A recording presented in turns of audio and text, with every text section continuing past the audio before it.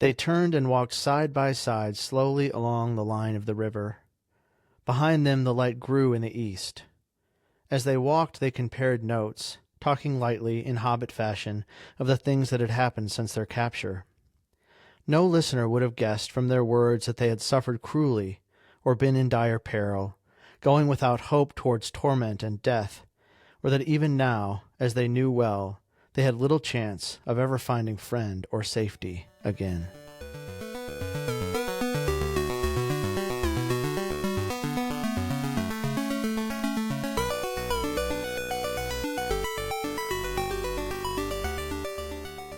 Welcome to the Wayward Wizards podcast.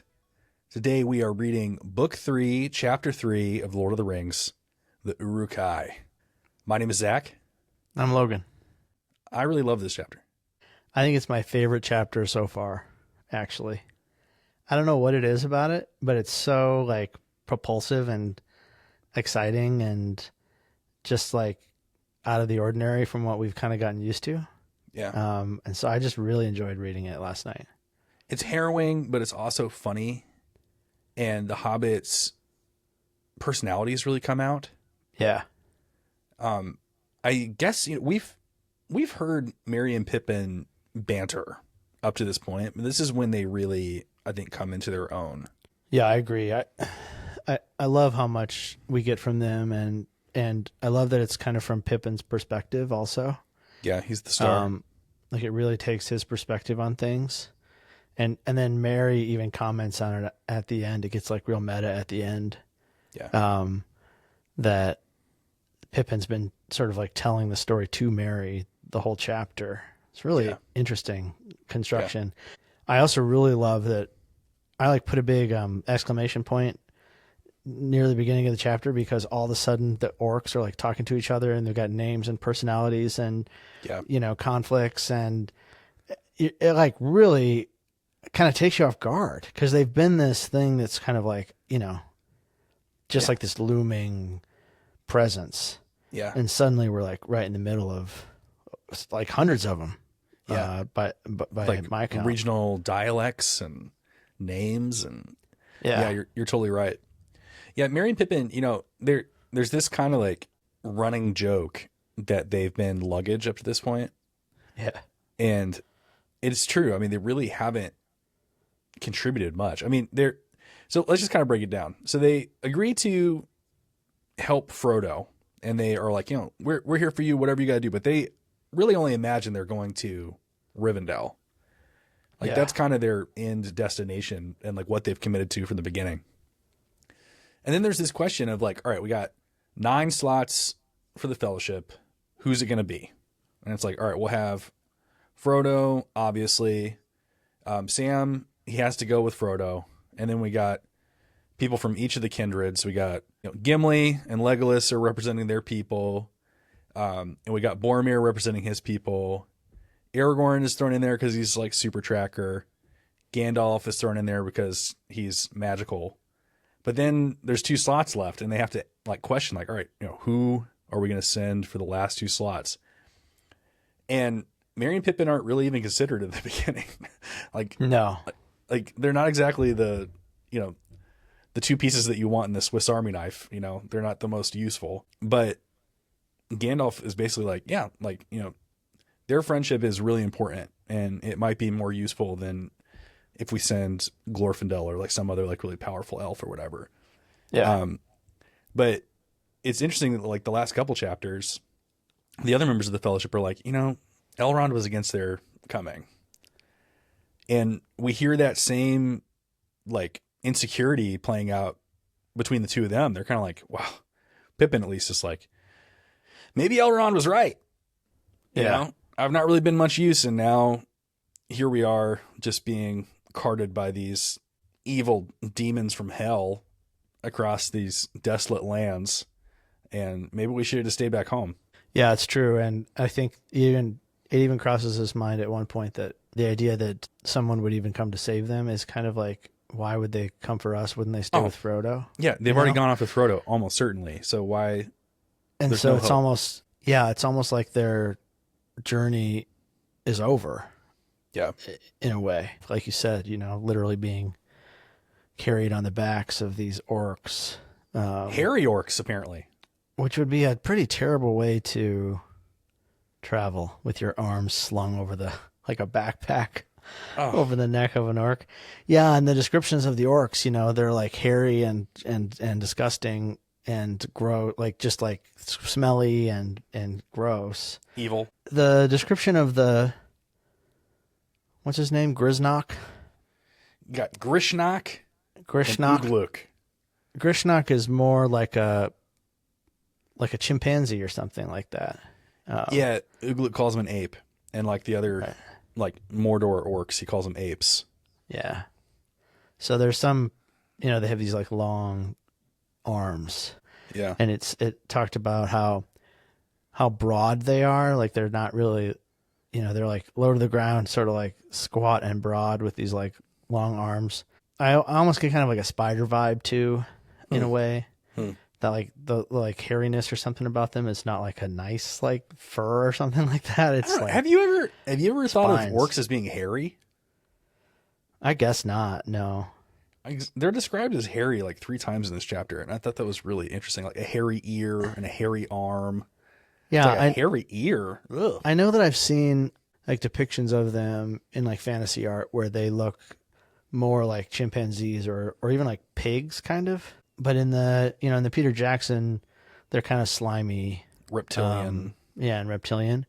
But that's not really the description here. The description here is that they're kind of wiry or something like that, almost. Yeah, they're called like wiry a lot. It's like they have this like incredible ability to do these feats of athleticism and strength.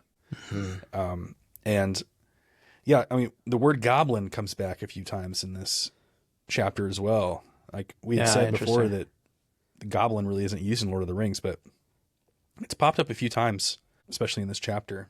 But yeah, I feel like Merry and Pippin really come to life in this chapter. They've been fleshed out characters from the beginning, and they've been interesting characters. But once we kind of hit off from the Council of Elrond, they don't really talk that much. No, they're pretty quiet. Because they're on the bottom of the totem pole, and I think they know that. We get a little bit of dialogue with them, like up in the trees in Lothlorien. Obviously, Pippin's antics in the Mines of Moria have incredible consequences, and so we've seen them. It's not like they've been like completely to the side, but it was kind of refreshing. I was like, oh yeah, I love these little guys. Definitely, they have so much personality, both of them, and Pippin like has like too much personality, like that's what gets him into trouble most of the time, is that he's so I don't know, he's kind of immature, He's like the youngest. He's the youngest of the group, and he's like barely an adult. But one thing that really struck me this reading is they're not idiots. They're not dumbasses. They're just cheerful, and they're, what's the word that you used to describe them in the past? Indefatigable? Yeah, or irascible or something like that. You can't keep them down for long. I mean, they've just been through probably the worst thing they'll ever go through their entire lives. And at the end of it, they were able just to kind of chatter with each other. Yeah, it's just their nature, especially when you put like 2 hobbits together. They can't sort of help but talk about things in a hobbity way. Yeah. And we get a little bit of that in Rivendell, where Frodo and Bilbo get to talk about, other things. It's not like they just talk about the most important things. They're sort of affable in a way about whatever their circumstance is. It's really, I kind of look up to that, I think. Yeah. That even when the worst thing that's ever happened to you happens, they're still like kind of hello, lighthearted. Yeah. Hey. Oh, that was quite the experience. Oh boy. Yeah. Yeah. I can't put my mouth in my pocket. It's like, all right. That's a weird way to put it, but yeah. All their little phrases are so funny. It's so good. So what do you think? You want to just kind of jump right into the text? I think so. It's probably the way to do it. We begin with a dream. Yeah. We haven't had a Pippin dream in a while. No, it's been a long time. Maybe the House of Tom Bombadil? Yep, I think so. It says, Pippin lay in a dark and troubled dream. It seemed that he could hear his own small voice echoing in black tunnels, calling, Frodo, Frodo. But instead of Frodo, hundreds of hideous orc faces grinned at him out of the shadows. Hundreds of hideous arms grasped at him from every side. Where was Merry? And then he woke. Yeah, being awake is no better than his dream, probably even worse. Yeah. Merry's And, knocked out next to him. Yeah, he's bound and Mary's bound. Merry has a rag across his brow. So he got hit over the head or something. Yeah, it's interesting. Like, we get this kind of flashback to Pippin's perspective of what happened when they were abducted. I thought it was really shocking to me that it says that, as they were facing down these orcs, the orcs didn't try to kill them. They tried to grab them. And then Merry and Pippin cut off several of their hands and arms. Yeah. Wow. Those are sharp little swords they got from the barrows. Merry and he had drawn their swords, but the orcs did not wish to fight, and had tried only to lay hold of them, even when Merry had cut off several of their arms and hands. Good old Merry. So it seems like Merry's the one who was like, Yeah, he jumped into action there. Good old Merry. Then, of course, we hear about Boromir. It says his last memory of Boromir was leaning against a tree, plucking out an arrow, and then darkness fell suddenly. And he supposes he was knocked on the head, got knocked out cold. Yeah. And here's where we get this regret. So he says, I wish Gandalf had never persuaded Elrond to let us come. What good have I been? Just a nuisance, a passenger, a piece of luggage. And now I have been stolen, and I'm just a piece of luggage for the orcs. I hope Strider or someone will come and claim us. But ought I hope for it? Won't that throw out all the plans? I wish I could get free. So he realizes, like, hey, like, if anybody comes to rescue us, that means that, the quest is done for. So, things have gone really bad. So just get that thought out of your head. Yeah, then we get the introduction to the orcs. Oh, terrible. And yellow fangs, hairy ears, they're just hideous. But we get the conflict between the orcs right away. The Mordor orcs and the northern orcs really, don't trust Saruman. They don't really have any kind of loyalty towards Saruman at all. No. And that's when we get, this idea that they're able to hear, they're able to understand what the orcs say, because apparently the three different groups of orcs can't understand each other. Yeah. So orcs do have some kind of culture, right? Yeah. Yeah. And they're clearly speaking the common speech because that's a way for them to all be able to understand each other. But it's also a clever plot device to allow Merry and Pippin to understand what they're saying. This is like getting way into the future, but do you remember when Sam puts on the ring, he's like able to understand the orc speech in Mordor? Yeah. Mm-hmm. So like kind of the in-universe way that we're able to understand what the orcs are saying, that there is that the ring kind of gives Sam like understanding of the speech, the Mordor speak. But it seems like, I think it's a really clever way to kind of allow us to understand what they're saying as readers. But yeah, I mean, it's like, we have the Mordor orcs.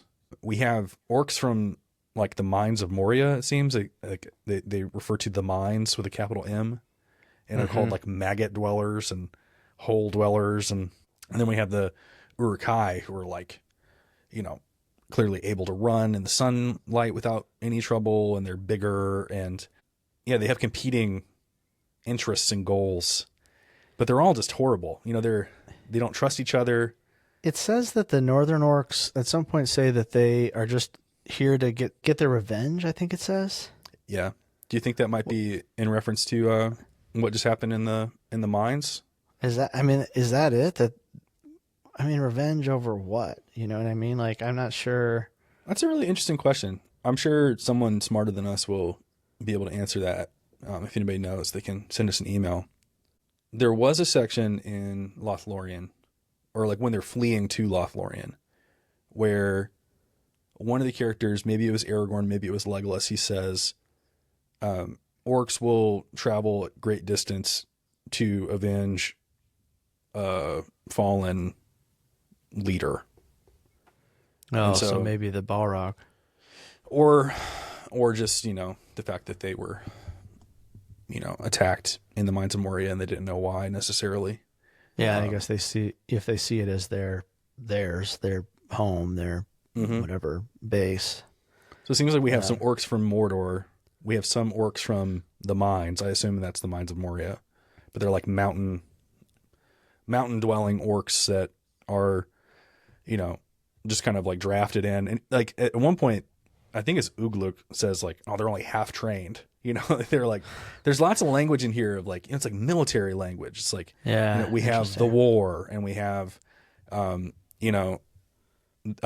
talk about spies and they talk about brigands and rebels. And there's like lots of like war speak that, it's hard for me not to hear Tolkien kind of making some sort of observation about the way that people talk in war and the way that it kind of it sounds ugly, but it sounds very modern. It sounds like something that you could hear on either side of an armed conflict. Like it's not just the Mordor people that talk like this.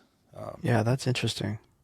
And they're all like threatening to report each other to higher ups. We get a little insight into at one point when they're trying to kind of negotiate their release with Grishnak. Grishnak's like, hey, you're about to go see the questioner with a capital Q. Yeah. And like, we'll get everything out of you there. And then you'll wish that you had more to tell by the time he's got everything out of you that he's going to get out of you. Yeah, that's chilling stuff. Grishnak fears Sauron. Yeah. Right. That comes across, I think, pretty strongly. And the Nazgul. And the Nazgul. And the Uruk-hai don't have any respect for the Nazgul or for Sauron. No, the White Hand is there. But they should. Yeah. Right? Like, yeah. It's kind of like an extension of Saruman's ego or something like that, Yeah. That they don't have that fear. Yeah. And they don't exactly have fear of Saruman either, but they serve him in a way. Well, there's almost like a reverence for Sauron. They're like, Sauron who gives us man flesh to eat. Yeah, he's like their benefactor or something. But he's like their father. Yeah, but I don't really see that as the way that the other orcs relate to Sauron. No, they're like scared to death. It's like pure fear and domination. Absolutely. They're his slaves, yeah. Yeah. It's interesting, talking about all this, they're wanted for the war with a capital W. They have something on them. We're not allowed to kill them. Some elvish plot. So we have like war, plot. It's like they'll both be questioned. Someone asks like, why don't we search them ourselves and find out? It might be something that we could use ourselves. And then someone responds, this is one of the Mordor people. That's a very interesting remark. Softer than the others, but more evil. I may have to report that. The prisoners are not to be searched or plundered. Those are my orders. So there's this sense of like, a quickness to turn on one another. There's like a culture of reporting your neighbor to the authorities. It's definitely got like, shades of Nazi Germany. It's got shades of... Yeah, it's fascist. It's got shades of like, the Soviet Union. Not that those places are the only places where, it's encouraged to report on your neighbors. I mean, I think we could... Well, the idea of the eye is really interesting because it's like under some kind of the kind of domination that Sauron, right, meets out, and the idea of the eye ever watching that you're always divided against your neighbor, because of that watchfulness or something, the surveillance. Yeah, exactly. It's almost like they they live, under this totalitarian surveillance state where they're very willing to try to get ahead or get one over on their neighbor or on their compatriots or whatever. And Ugluk, I think, is kind of constantly saying we have to stick together, we have to stick together, we have to keep going, we can't be divided. Yeah. But it's only if he can be in charge. Yeah, right? I was going to say, even as he's completely contemptuous of these smaller, weaker, dumber. Yeah, as often as he says we have to stick together, he says, the Uruk will do it again, just like always. We do all the hard work. Yeah. Yeah. And if you don't do what I tell you to do, I'll chop off a few more of your heads. And there's so, I mean, it's interesting, all these competing interests. It's hard to understate how much that is a theme of Lord of the Rings. The divided nature of the evil forces is what allows the good to succeed once they unify, once the good people decide to work together and stop being distrustful of people who are different. That's what finally allows them to win in the end, is to unite when evil is not capable of doing that. And the unity of the forces that array themselves against Sauron, the unity bears difference, right? Everyone's not the same. Exactly. Within that coalition or whatever. But here, it doesn't bear difference. It says, where do you get your orders from? Do they come from Saruman, perhaps? Who does he think he is, setting up his own with his filthy white badges? And then he says, Saruman's a fool, and a dirty, treacherous fool, but the great eye is on him. And so, the idea that someone would bear a different badge on their shield or whatever on their helmet is not, it's untenable. There's more than one kind of unity in a way. Yeah. That principle that we just talked about, I mean, that ultimately, this bears itself out right here. I mean, this conflict right away, these kind of competing interests, leads to, violence. And the violence leads to yellow-fanged orc falling over Pippin, and his rigor mortis sets in. And so Pippin's able to cut his cords around his hand because of it. Says he pushed the dead orc to one side, and then, hardly daring to breathe, he drew the knot of his wrist cord up and down against the blade of the knife. It was sharp, and the dead hand held it fast. The cord was cut. And then he pulls a cool magic trick. He just kind of makes a couple quick loops and puts him back over his wrist, and then Bob's your uncle. So Merry and Pippin get basically turned into sacks. Yeah, they're just thrown over the backs of these orcs. We haven't heard Merry speak at this point, have we? So, he's still knocked out cold, it seems like, through this whole encounter. Then we get our first inkling that someone else is watching. Yeah. The scouts return, and there's a single horseman. Yeah, they say, only a single horseman, and he made off westward. Don't worry about it, Ugluk. Ugluk's like, you idiots. Soon they'll be on us. The cursed horse breeders will hear of us by morning. Now we have to leg it double quick.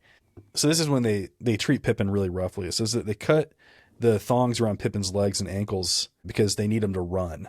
They can't carry him anymore because they have to move really quickly. So they pick him up by his hair and stand him up on his feet. Awful. We had elf liquor before. Now we have orc liquor. Orc liquor now, which sounds a little more horrible.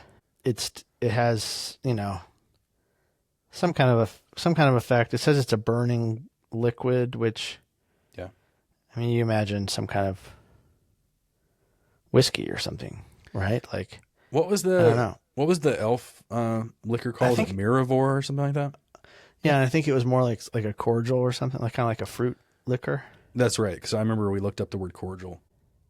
This is probably made out of maggots or blood or God knows what it is. Something horrible. It says Ugluk thrust a flask between his teeth and poured some burning liquid down his throat. He felt a hot, fierce glow flow through him. The pain in his legs and ankles vanished. He could stand. So it does have some sort of reviving effect. I don't think it's quite like a magic potion, but I think it's something a little more than just alcohol. Yeah, I think so too. They also have some sort of poultice or something. Salve. Yeah, that they put on Merry, and it seems at least it helps him somehow. Yeah. That wound. And we get another little wink from the author that lets us know everything's going to be okay. Did you catch this? Yeah, that he has a scar long into for the rest of his life, right? Yeah, it says, the gash in his forehead gave him no more trouble, but he bore a brown scar to the end of his days. So, yeah, unless we're talking about just a few more weeks, which I don't think we are, then that's a nice little like, hey, everybody, don't worry. Yeah. He had time to heal and time to bear it to the end of his days. So they're not going to die in this chapter. And Merry's first words here are just classic. "Hello, Pippin," he said. "So you've come on this little expedition too. Where do we get bed and breakfast?" This little expedition. I love that so much. And Ugluk hates it. He's like, "Now then, none of that. Hold your tongues. No talk to one another. Any trouble would be reported at the other end, and he'll know how to pay you. You'll get bed and breakfast all right, more than you can stomach." Ugh. The very next detail is really cool, where they go down this. I think at the beginning of the chapter they say that they have to go down a stair. Yeah, it's not actually it's a a stair stair. though. It's like a switchback or something like that. Mm. But when they get to the bottom, they step on grass, and it like heartens the hobbits. Just having their feet on grass gives them hope. Yeah, it says. I think it says something about the hobbits, that how connected they are to nature. It's like simple things. Well, you know how they know that they're standing on grass. Stop it. It's because I hate that this has become a running gag. I hate it. I hate that this. It's because they're not wearing boots. They don't. I know they're not wearing boots. I only said that they should have been wearing boots in the snow. That's all I said. That's all I said. Well, if they were wearing boots in the snow, they took them off. They took them off at some point, so because they can feel the grass between their toes here, it really helps them. Wow. Must be nice to be you and know everything, Logan. Golly. All right, so they get their feet on grass, and all is well. I love it. It says, at the bottom they stepped on to grass and their hearts rose. Yeah, their hearts rose, and they're going to start running now. I feel, as Gimli has a hard time keeping up with Aragorn and Strider. Yeah. And I can't imagine what it's like for these guys to have to run with this pack of orcs, but I guess they keep up. Something I just realized is that, they don't have their backpacks. They don't have their swords. Mm-hmm. So they're wearing their clothes, they're wearing their cloak, but they still have limbus in their pockets. Yeah, it's kind of odd. You think that maybe the orc wouldn't touch it or something? Well, they've been told not to be searched, so. Oh yeah, that's true. I guess I doubt the orcs would be able to stomach limbus, but I do think it's awesome that, like, they weren't planning on going off like this, so they just happened to have like limbus in their pockets. What does that tell us about Merry and Pippin? Yeah, they want to have that little snack there just in case. They are ready to go. Yeah, no matter what. Yeah, that's a nice detail. So they're being driven, and they're running, and they're really only barely able to keep up. But here's Pippin's little stroke of genius. It said, a sudden thought leapt into Pippin's mind, and he acted on it at once. He swerved aside to the right and dived out of the reach of his clutching guard, headfirst into the mist. He landed sprawling on the grass. "Halt!" yelled Ugluk. There was a moment of turmoil and confusion. Some suddenly loomed up right in front of him. No hope of escape, thought Pippin, but there is hope that I have left some of my own marks unspoiled on the wet ground. And then he throws his brooch on the ground and says, "There I suppose it will lie until the end of time. I don't know why I did it. If the others have escaped, they're probably all gone with Frodo." So he does it, and he achieves his purpose. I mean, like we found, Strider finds these marks on the ground. He knows that it's Pippin because of the size of his footprint. He sees the elven brooch on the ground, and we get that great line, "Not idly do the leaves of Lorien fall." But as Pippin's doing it, he's thinking like, oh, that was a complete waste. Like nobody is coming after me. But the action is taken out of hope, right? Yeah. Even though he has there's no evidence or confidence that this will come through. It's just an act of like pure hope. It's just like a faithful act. It's not a wish, right?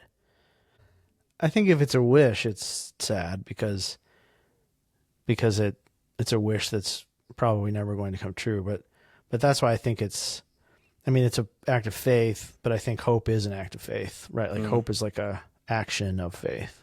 Mm-hmm. And so like, that's why I believe that it's motivated by hope, because like, even if Aragorn doesn't find the brooch or see his footprints, in some way, the action is not disappointed or can't be disappointed because it comes out of like it's like this act of like resistance, right? It's an act of there's something pure about it. And even when you're at the end of your rope, he still like has this agency, I guess, is the thing that always comes back to me for Pippin and Merry, that like they're such free agents in this. And even though, even though they're in this dire circumstance, they're still taking what actions they can. Yeah. Yeah. In the face of it. They do what they can. Yeah. And like Pippin, I think something about him being as young as he is, he kind of like doesn't know he shouldn't have. Yeah. Yeah. He just hasn't been like knocked down enough times in life to know that sometimes he might just like stay there and sit. Yeah. He's going to get up every time, Yeah. So yeah, it's really cool. And I love, as far as the storytelling goes, you get to like, you're like, oh yeah, like Aragorn does find it. It's like, oh yeah. Here's the heads that were lopped off. Here's the footprints. And it makes this chapter, I think part of the fun of this chapter is that you sort of like already kind of walked down the road in a way, except in the past. And like now we're like in the present. So like Aragorn and Legolas and Gimli have like walked this road. Yeah. We saw the clues first. And like told us the story. Yeah. And then we go back and then we find it actually happen. Like from their perspective right away. Yeah. Yeah. It's just like cool thing like in time or something. It just like pulls you along. So like when you're reading this chapter, you're like, I just felt like I was just like on a water slide, like from the beginning to the end, it was just like such a propulsive thing. So yeah. Cool. Good job, Pippin. Good job, Pippin. Don't give up. Don't give up, buddy. Don't give up. Neither Pippin nor... This is sort of Bilbo, I think, right here. Neither Pippin nor Merry remembered much of the later part of the journey. It's like they couldn't tell me. I love this description here. It says, neither Pippin nor Merry remembered much of the later part of the journey. Evil dreams and evil waking were blended into a long tunnel of misery, with hope growing ever fainter behind. They ran and they ran, striving to keep up the pace set by the orcs, licked every now and again by a cruel thong, cunningly handled. If they halted or stumbled, they were seized and dragged for some distance. Terrible. Horrible. A long tunnel of misery. Oh, awful. Yeah, terrible. And that's why their cheerfulness in the face of this is so heartening. Seeing them not have their will broken. Yeah, exactly. Like you can't break these guys. No. They're given a little bit of food. Says that, Pippin's basically been thrown to the ground, and then an orc stooped over him and flung him some bread and a strip of raw dried flesh. He was famished, but not yet so famished as to eat flesh flung at him by an orc, the flesh of he dared not guess what creature. Ugh. What do you think they're eating?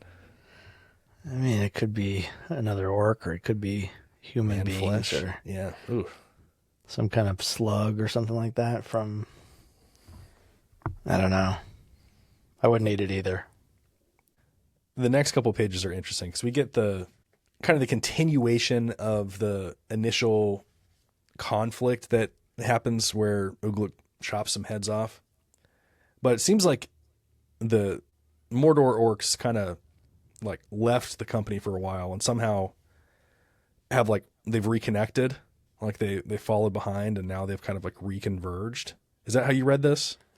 Yeah, I was a little confused by that. It says at that moment, Pippin saw why some of the troop had been pointing eastward. From that direction now there came hoarse cries, and there was Grishnak again, and at his back a couple score of others like him, long-armed, crooked-leg orcs. They had a red eye painted on their shields. Ugluk stepped forward to meet them. I think they left like back when their heads got all chopped off, like that initial Yeah, that must be it. That must be it. It's confusing. It's confused. It's very clear. I think it's clear to Tolkien, but I don't think it's clear to us. Like, I think there was an initial fight that led them to splinter, but I'm unclear how they kept up. How did they gain enough ground to meet back up? Yeah, I don't know. Yeah. It's confusing. It's partially maybe it's confusing because Pippin and Merry aren't really like they're not seeing the whole picture either. To see the whole picture. So this confrontation between Grishnak and Ugluk is really interesting. You know, he basically says like, "Hey, you came back, huh? Yeah, but if you're not trying to fight, you're in the wrong place because, you know, we're about to be like, you know, overtaken by these riders of Rohan." Grishnak's like, "You know, I left a fool, all right? I didn't leave anybody but a fool," when he's talking about Ugluk. He says, "But there were some stout fellows with him that are too good to lose. I knew you'd lead them into a mess, and that's why I've come back to help." "Splendid," said Ugluk. "The Whiteskins are coming. What happened to your precious Nazgul? Has he had another mount shot from under him?" All right, Legolas. That's Legolas, yeah. I love that detail that like because the Uruk-hai haven't actually like had any dealings with the Nazgul, Yeah. they don't really respect him.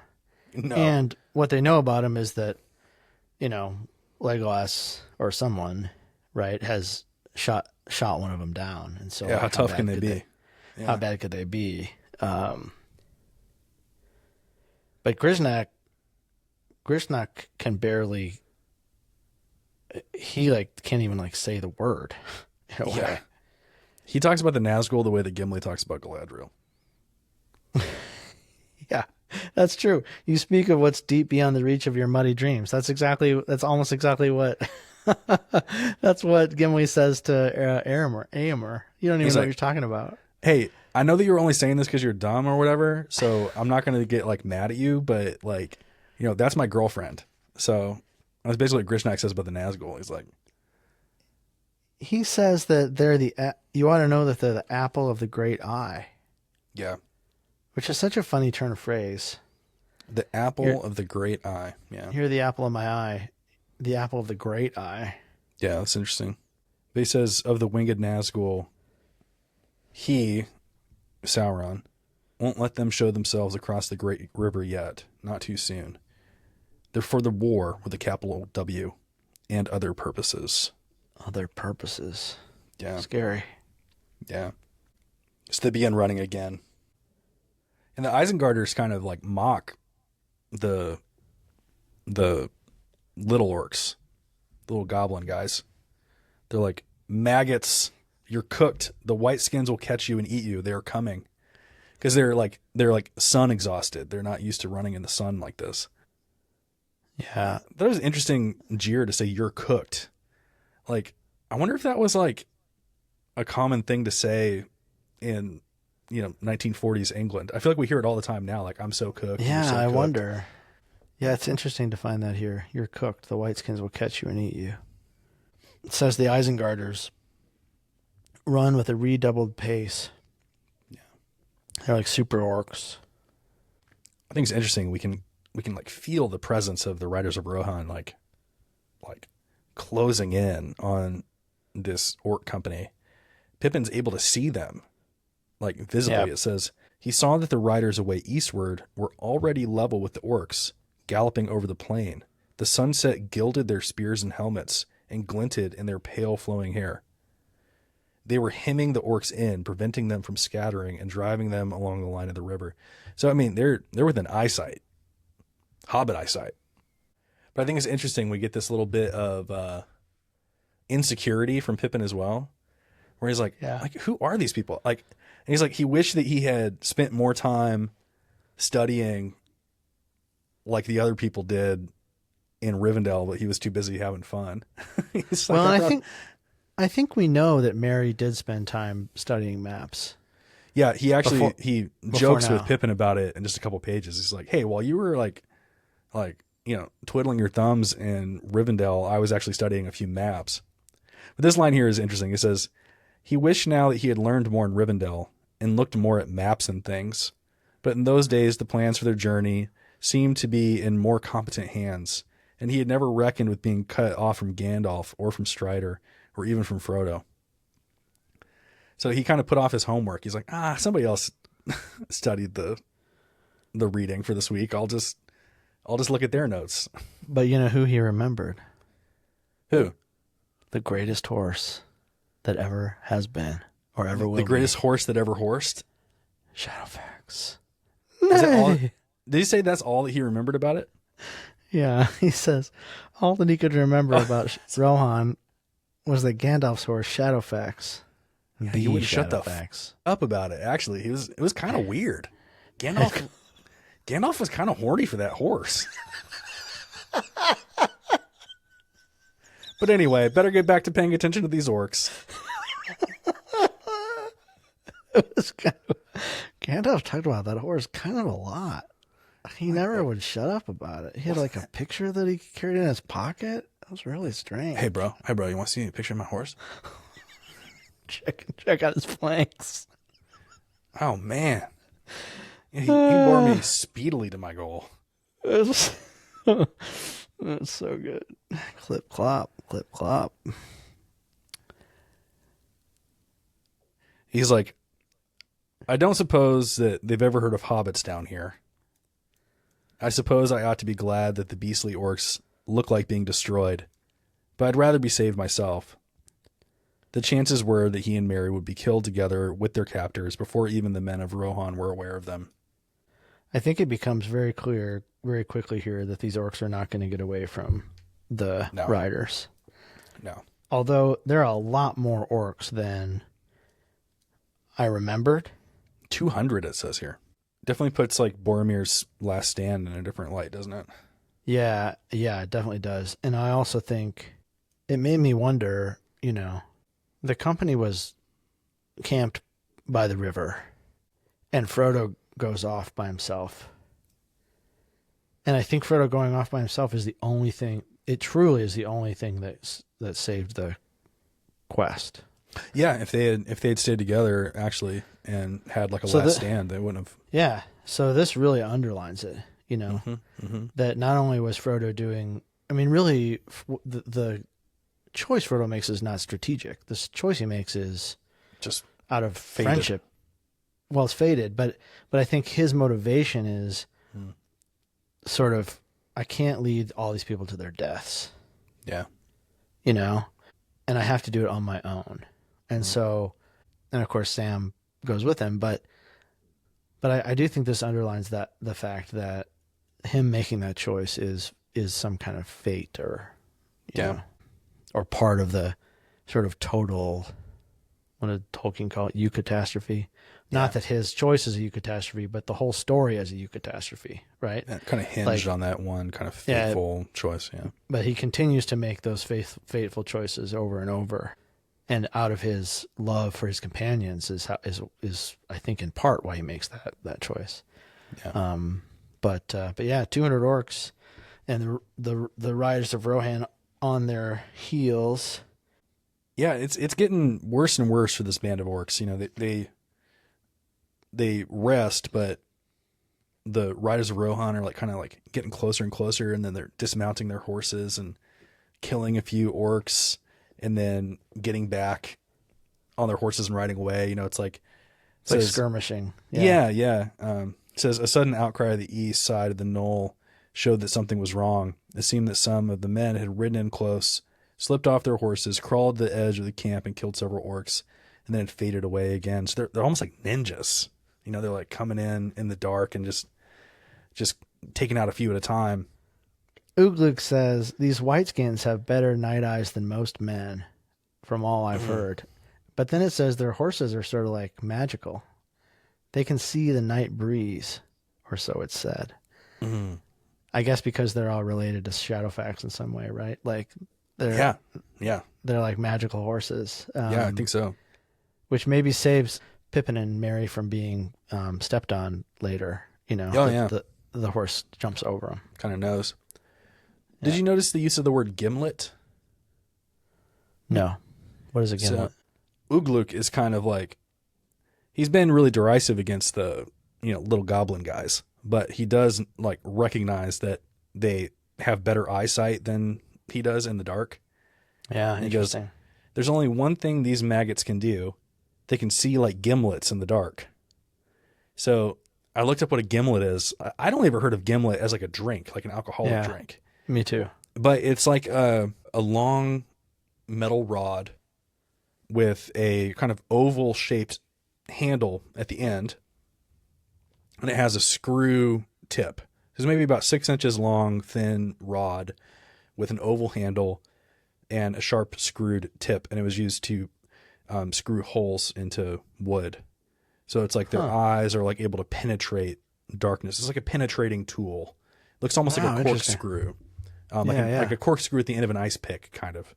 So I thought it was an interesting use of the word gimlet. A gimlet. They can see like gimlets in the dark. So they have like penetrative eyes in the dark. Thought that was interesting. Yeah. So Merry and Pippin see the writing on the wall. They're like, okay, these guys are a mess. They're surrounded. This is not going to last much longer. So Merry and Pippin get into like a real, they've negotiated before. They've probably negotiated a few land sales. Merry and Pippin have certainly negotiated prices for like barrels of tobacco or whatever. And they're like, sure. my good sirs, let's see if there's something that we can negotiate between the two of us. Is there not something that we can figure out together? People of high mind, such as ourselves, Merry, Pippin, and the great Grishnok, could we not come to some sort of agreement? Grishnok. And Grishnok is that kind of guy. I mean, I think that they read his character well. He's slimy. He's climbing. Ugluk is not going to negotiate. He has orders and he's going to follow them. Yeah. But Grishnok, he's already kind of like left his post once. So yeah, he has to be a little more subtle. So Grishnok, he comes up to them and it says that he starts like kind of like feeling around them. Like the word grope is used a lot, which is gross. But his fingers are just kind of groping around, and he's like saying terrible little things to them. He says, little people should not meddle in affairs that are too big for them. As though he's like, Sauron or something. One of the big people. Right. As if he's one of the big people. And Pippin has this like flash of genius where he's like, oh, I think Grishnok actually knows about the ring. And so he starts to kind of play Grishnok like a fiddle. He goes, I don't think that you'll find it that way. It isn't easy to find. And Grishnok's like, find it? What do you mean? What are you talking about? And then Pippin does a Gollum impression. Gollum? Nothing, my precious, he added. So does Pippin think that Grishnok has like heard about Gollum? Yeah, that's the play. That he knows something about Gollum. And I think Grishnok does know a lot. I mean, the back and forth with Ugluk, Ugluk says, you seem to know more than you should, or something like that. Yeah, and he's kind of like, look, like Ugluk doesn't really understand like the power of Sauron. Right. And so I think maybe he like has heard rumors. I think this kind of shows that the tendency of the Mordor orcs is to be like loose-lipped about secrets, like important war secrets. Like, Sauron doesn't let his right name be used, but, people in the lower ranks know way more than they should about this, weapon and this thing that he's trying to get. And if he knows like how how Gollum speaks, that shows that it's made it's like all the way down. It's like, all right, there was this guy, he was a weird little guy, and he talked like this, and he called it his precious. Like he has like some knowledge here. Yeah, and sure enough, he does know. He says, "Oh, that's what he means, is it? Oh, very dangerous, my little ones."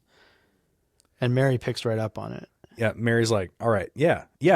And Merry and Pippin know that Grishnak knows that the thing is magical. And so they're able to kind of play on that, and they say, it's actually not that easy to find. Yeah. Right? You can't just find it in my pocket. Yeah. And that's what they're going to try to negotiate on, is like, well, we'll help you find it if you help us first. Or Yeah, Mary's basically like, do you want it or not? And what would you give for it?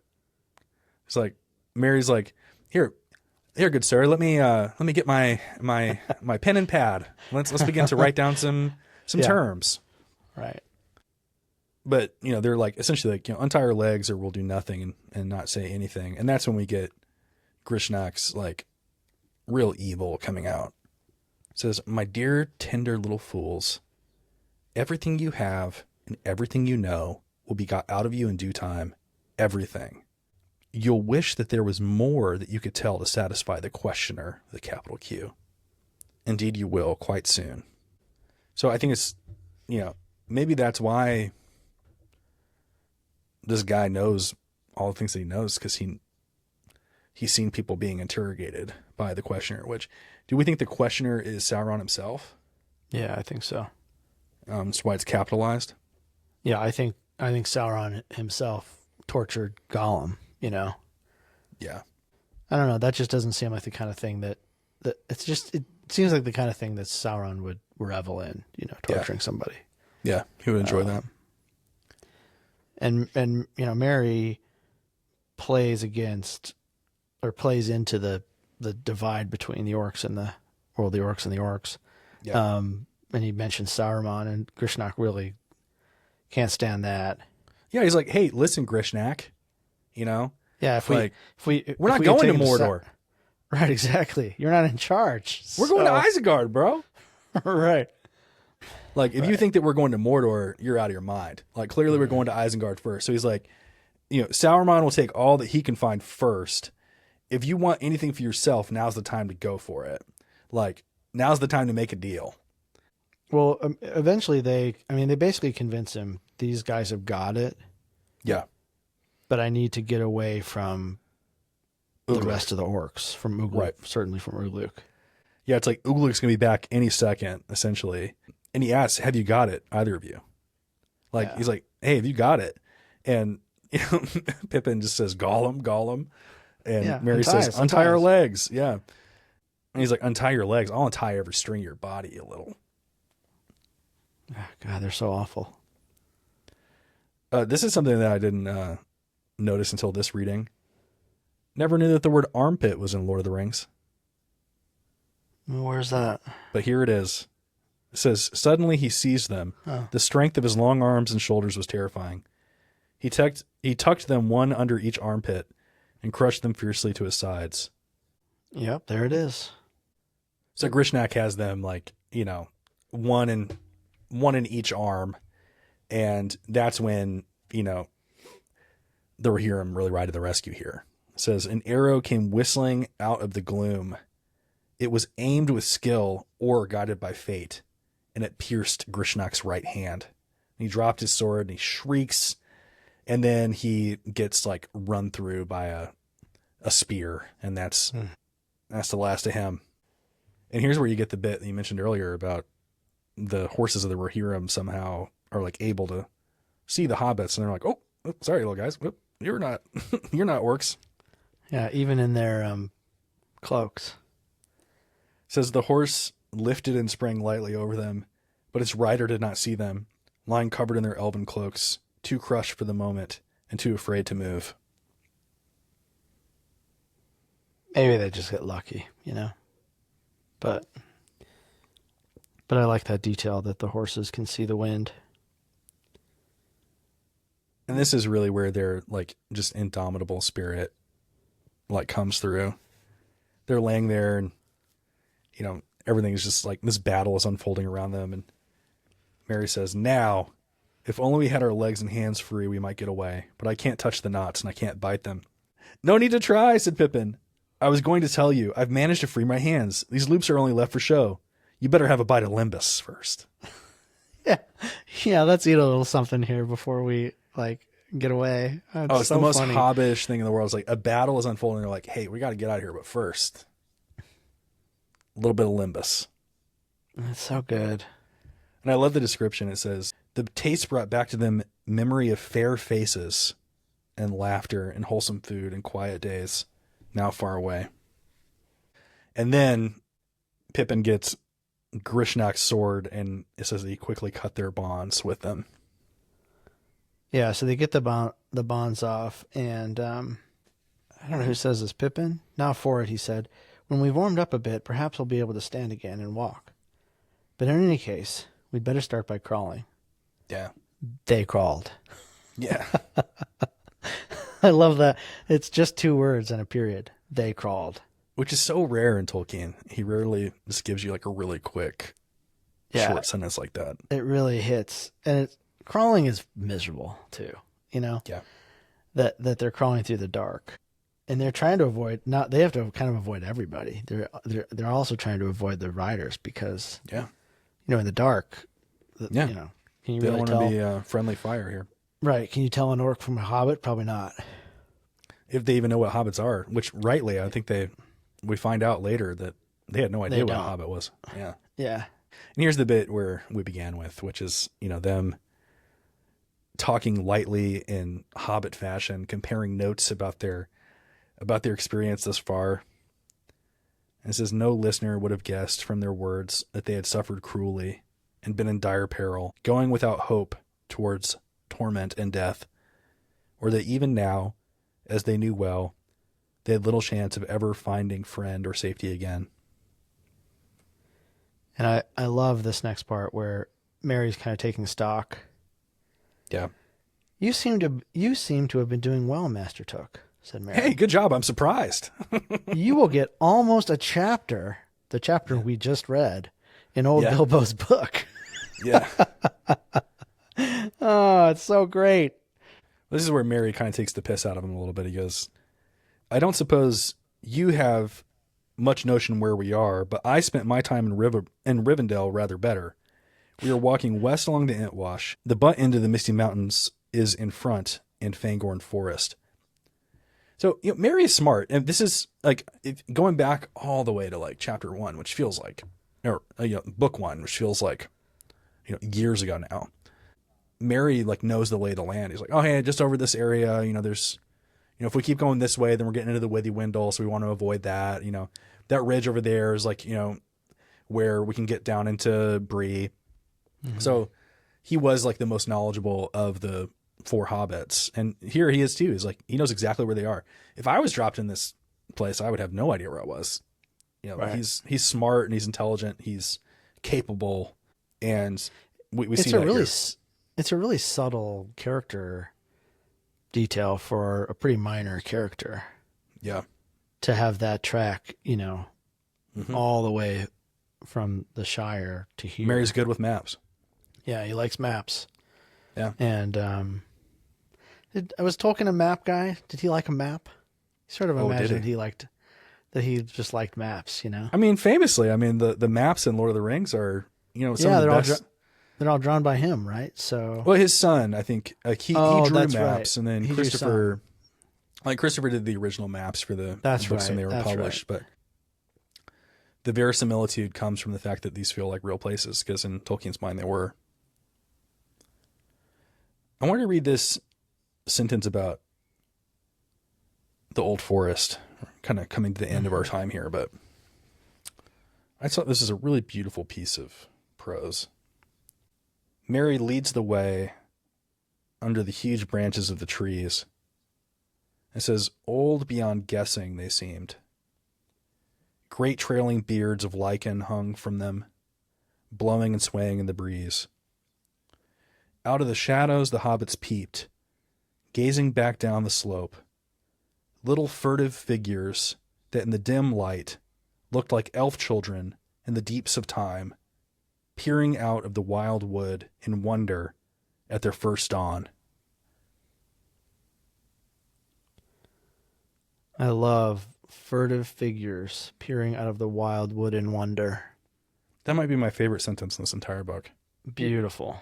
And I never noticed it until, how many dozens of times have I read this? It almost like brings me to tears, and I don't know why. There's just something so beautiful about that. It's really beautiful. Yeah. It's like a vision of Eden or something. I'm glad that you had us read that one. I also love that he, refers to the lichen trailing from the As beards. trees as beards, because we're about to get Treebeard in the next chapter. Yeah, we're about to get a bearded tree. Yeah, so he kind of winks at us on that one too, I think. He also takes time to give Ugluk, who, I hate all these orcs, but Ugluk is the most likable of those terrible people. He kind of is. Why is that? He's just trying to do his job, all right? He's just trying to do his job. He's like, hey, he's surrounded by idiots. I'm just trying to get from the mouth of Ralros to Isengard. All right. I got these maggot hole. Do you think you're better than me? Hey, buddy. Grishnak? Hey. Grishnak? Snagga, you think you're better than me, huh? Huh? Snagga? I know your mother, Snagga. You think you're... Yeah, he gets his last moment here. I think he was owed this final moment being cut down by Éomer. I think that Tolkien had a little bit of a soft spot for Ugluk. I think Tolkien had the experience of having to be a bureaucratic leader of people who were not nearly as capable as him. And exactly. I think we can all relate to we've all been Ugluk. I like that we get this detail that Éomer gets off his horse and dismounts and faces one to one. Yeah, man to man, man to orc. So it was. They did not see the last stand when Ugluk was overtaken and brought to bay at the very edge of Fangorn. There he was slain at last by Éomer, the third marshal of the Mark, who dismounted and fought him sword to sword. Then when they had laid their fallen comrades in a mound and had sung their praises, the riders made a great fire and scattered the ashes of their enemies. So ended the raid, and no news of it came ever back either to Mordor or to Isengard. But the smoke of the burning rose high to heaven and was seen by many watchful eyes. Yeah. The gods are watching over events on Middle-earth. Come on. I think it's even the many spies of Isengard and the many spies of Mordor. Yeah. Yeah. I thought it was like a sacrificial, some kind of sacrificial smoke. But certainly the eyes of the Valar are upon Middle-earth right now. But I think it's probably talking about those birds. It says the smoke rose high to heaven. Though. To heaven, yeah. That's what made me think who is watching? I mean, yeah, I guess it could be the birds. But we're told the news never came back to Mordor or Isengard. No one survived. But yeah, they saw that smoke, and so they knew it didn't go well. Something happened. Mordor knows that Sauron failed, and Sauron knows that Sauron failed, and that Mordor is not happy. And so I think that's what that's about. Well, thank you for reading along with us. You can join us next week for Book 3, Chapter 4 of The Two Towers, entitled Treebeard. If you want to help us out, you can share the podcast with the Lord of the Rings fan in your life. Follow us on Spotify, Apple Podcasts, subscribe on YouTube, leave a rating and a review. That helps the podcast out. And of course, you can visit us at waywardwizards.com for more info. We'll see you next week. See ya.